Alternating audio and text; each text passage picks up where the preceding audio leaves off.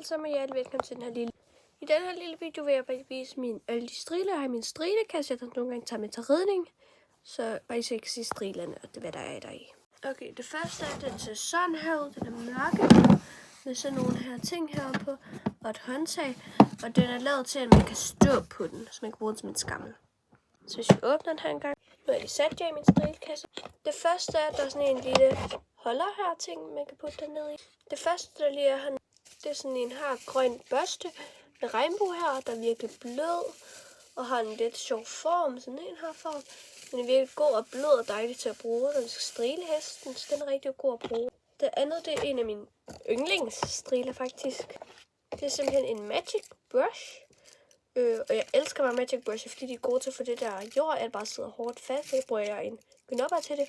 Men den er også bare god og hård. Og bare god til at strile alt håret væk. Og det er faktisk min yndlingsstril af alle striler. Jeg elsker den bare, fordi den bare kan få alt det der af. Og det falder af mega nemt.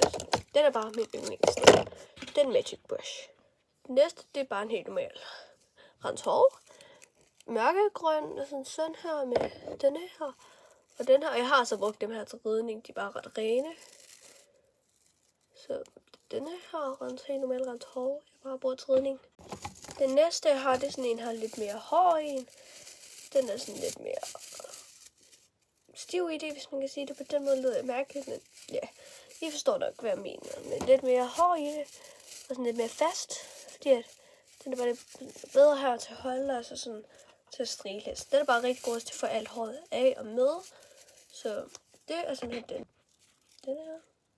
Den her ting bruger jeg egentlig faktisk aldrig til ridning, og det er fordi den er mest er brugt til en fjordhest.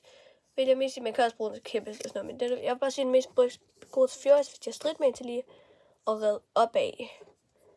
Så den er god at bare bruge til det her med en fjordhest. Den har jeg bare her. Den næste er en redmalbørste, den er rigtig god at have, når man rider på en islander.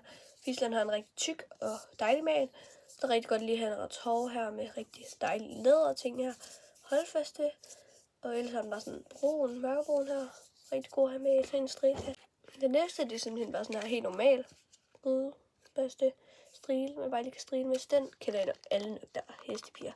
Eller hestedrenge, det ved jeg ikke. Men alle dem, der rider, de ved nok, at hvad det her det er, og den har man bruger meget til ridning. Den har jeg egentlig ikke normalt, det er bare en pose med lidt godbidder. Den skal faktisk lige smidt ud. Pinligt i det. Og den sidste, det er bare en svamp, og den bruger jeg faktisk aldrig til ridning. Men den er bare god at have, hvis nu man skal på rideleje for eksempel, så skal man lige give en hest en bad eller sådan noget. Så den er bare god at have. Men det var egentlig alt, der var i min strilekasse. Tusind tak, fordi I så med den her video, hvis I så her til. Vi ses i min næste video.